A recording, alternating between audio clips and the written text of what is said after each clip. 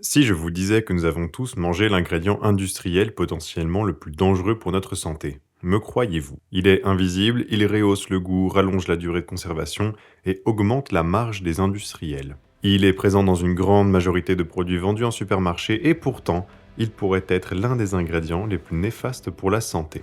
Tu en as mangé, j'en ai mangé. On le retrouve dans des gâteaux, des sauces, des sodas et même des plats salés.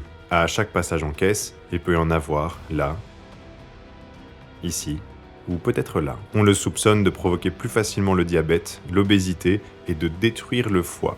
Et ces maladies-là, dans les cas extrêmes, nous réduisent drastiquement l'espérance de vie. Pourtant, il n'est pas interdit. Pire que ça, en 2017, son utilisation en Europe a été encore plus facilitée par la levée des quotas le concernant. Laissez-moi retracer l'histoire du sucre le plus destructeur. Laissez-moi vous parler du sirop de glucose-fructose.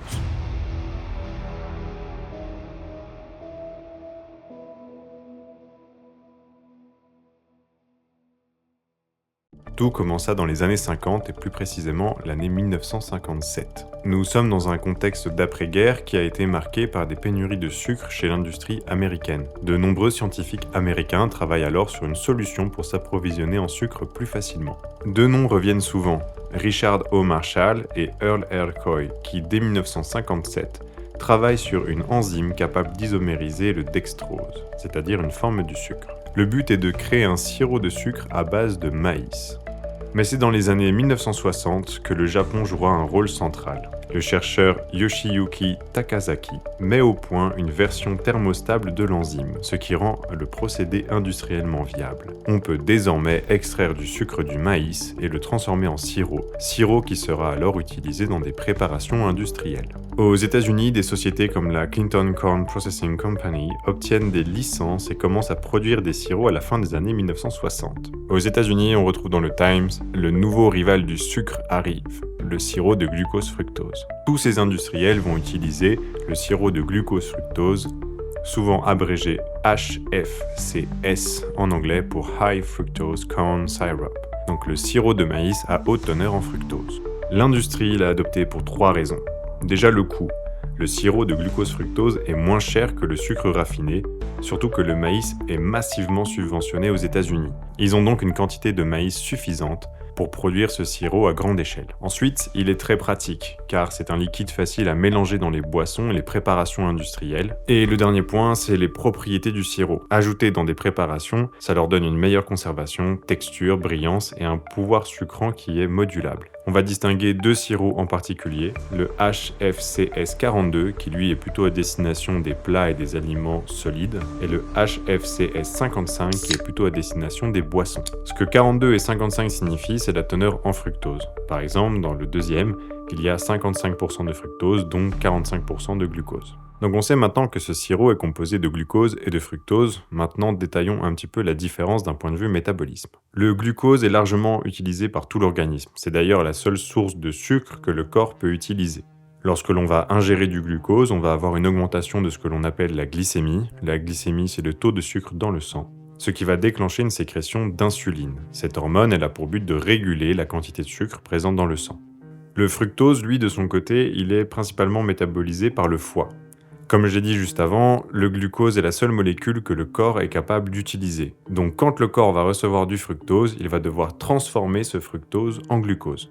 En petite quantité, cette transformation ne pose pas problème. En revanche, à haute quantité, cela va stimuler la synthèse de graisse dans le foie. Dans les cas les plus extrêmes, on va avoir ce que l'on appelle un foie gras. C'est littéralement comme les oies, mais juste pour un humain qui aurait mangé trop de fructose. Un autre problème est que le fructose ne va pas stimuler l'hormone de la satiété, la leptine. Quand de l'énergie sous forme de fructose rentre dans le corps, le signal de satiété ne va pas être déclenché, donc on aura tendance à plus facilement surconsommer du fructose que du glucose. Pour les connaisseurs, il y a déjà une molécule de sucre qui mélange du glucose et du fructose, et ça s'appelle du saccharose.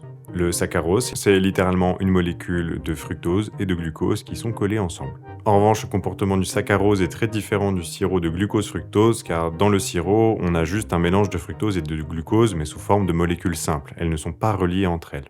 Lui, je vous le présente, c'est votre système digestif. Il est composé de plusieurs organes, dont le foie, et c'est lui qui va travailler tous les jours pour digérer tous les aliments que vous allez lui donner. Quand vous mangez du glucose, le sucre va partir directement dans le sang. Ensuite, il va pouvoir être utilisé par le corps comme il en a besoin. S'il est trop abondant, il sera transformé en graisse. Comme je vous l'ai dit, pour le fructose, c'est différent.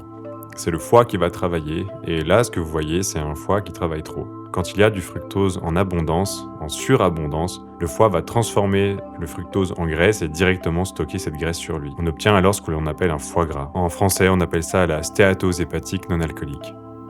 L'impact du sirop de glucose-fructose sur l'obésité et les maladies du foie, ça a été étudié. Dans cette étude, ce que vous pouvez voir en bas à gauche, c'est la part de sirop de glucose-fructose ou de saccharose qui ont été utilisés dans la consommation des Américains. Ce qui clignote en rouge là, c'est la part de sirop de glucose-fructose. Dans cette étude, on a étudié l'impact du fructose sur la santé.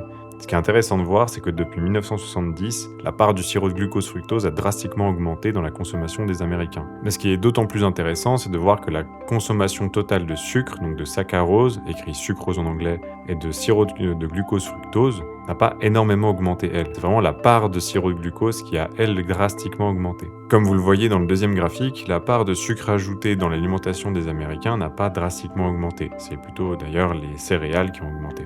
Ce que vous voyez là, c'est l'utilisation du sirop de glucose-fructose aux États-Unis. On remarque qu'il y avait 5 pounds de sirop de glucose-fructose produit par habitant en 1975.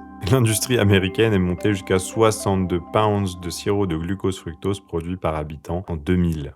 Maintenant, si on compare ces données à celles de l'obésité, on a ce graphique qui provient d'une autre étude. Ce que l'on peut voir, c'est que 1980 représente vraiment le début d'une très grosse augmentation de l'indice de masse corporelle moyen des Américains. On distingue deux courbes, en bleu celle des 10% les plus riches et en rouge celle des 10% les plus pauvres. Les deux courbes se suivent, même si les plus pauvres semblent être plus touchés par le surpoids et l'obésité que les plus riches. Par contre, si l'on corrèle les deux données, on remarque que plus le sirop de glucose-fructose a pris une part importante, dans le graphique de droite la courbe verte, plus l'obésité a augmenté. Et quand je vous disais que le sirop de glucose-fructose est vraiment présent, c'est sacrément étonnant de savoir qu'un sucre issu du maïs se retrouve dans autant de produits.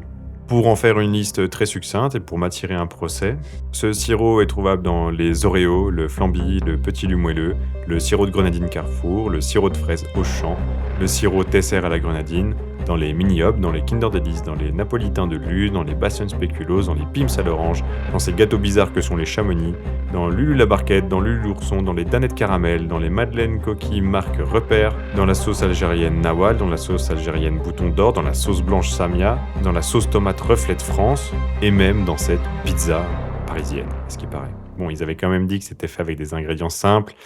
Bon écoutez, disons que du sirop de maïs modifié, c'est un aliment simple après tout. Mais c'est cuit au feu de bois. Vous savez, le plus triste avec tout ça, c'est que très souvent, c'est des produits qui sont à destination des enfants. Ou alors, c'est des produits qui sont à destination des personnes qui ont envie de se faire un petit plaisir. D'avoir un gâteau, quelque chose, un goûter, une sauce. D'autant plus, c'est beaucoup des produits qui sont très accessibles niveau prix. Donc c'est forcément les classes les plus pauvres et populaires qui vont en pâtir le plus. En Europe, on a des normes sur la nourriture et on est globalement une partie du monde assez protégée là-dessus. Par contre, la production d'isoglucose a longtemps été encadrée par un système de quotas. Ce régime limitait la production et l'usage par l'industrie agroalimentaire. En 2017, les quotas ont été supprimés, ouvrant potentiellement la porte à une hausse de l'utilisation de ce sirop en Europe. Les conséquences exactes sur la santé publique demeurent à surveiller. Cela dépendra des choix des industriels, des politiques fiscales et des campagnes de prévention à ce sujet, mais bon. Sachant qu'il n'y a aucune loi qui encadre sur la quantité de sucre que l'on peut mettre dans un aliment, je peux à raison être inquiet.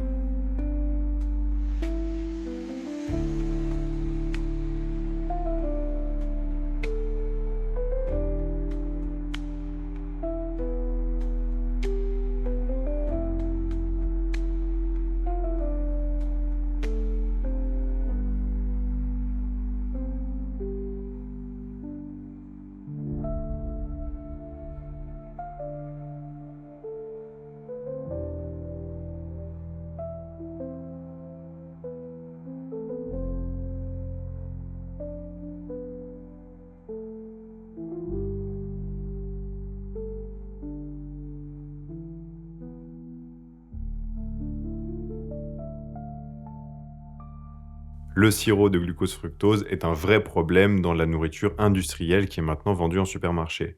Aujourd'hui, on s'est concentré sur le sirop de glucose-fructose, mais si l'on intègre le sirop de glucose en plus qui est fortement présent dans les produits vendus en supermarché, on a entre 50 et 70% des produits concernés par un ajout de sucre. Nous sommes face à une situation qui est grave. Parce qu'il en va de la santé publique, il en va de la tenue de notre système de santé, et il en va de littéralement l'espérance de vie des futures générations. L'obésité et le diabète se répandent de plus en plus vite et de plus en plus jeunes. Mais même si le ton de cette vidéo est un peu grave et alarmiste, j'aimerais rappeler une réalité. Face aux groupes industriels, ce seront toujours les consommateurs qui auront le pouvoir. Parce que si demain la population s'éduque et que si demain nous décidons collectivement d'arrêter d'acheter des produits qui contiennent du sirop de glucose fructose, les industriels n'auront pas d'autre choix que de trouver d'autres solutions. Je pense qu'il est temps de faire pression sur nos politiques pour avoir des régulations sur ce sujet. On ne peut pas laisser une situation si alarmante ne pas être contrôlée. Alors je vous invite vous à regarder les ingrédients des produits que vous achetez et que si vous repérez du sirop de glucose fructose et par extension du sirop de glucose, de ne pas les acheter. Je vous invite également à prévenir vos proches, à parler de ça autour de vous et que peut-être, qui sait, collectivement un jour, nous gagnerons la guerre. Parce que rien n'est une fatalité et qu'aujourd'hui nous avons un choix à faire, alors espérons que l'on fasse le bon. J'espère que cette vidéo vous a plu, n'hésitez pas à vous abonner. J'essaie de faire des vidéos sous forme de mini-reportages maintenant, je trouve ça plus stimulant d'un point de vue montage et recherche. Donc voilà, si ça vous a plu, n'hésitez pas à liker, commenter, vous abonner, et moi je vous dis à la prochaine. Salut.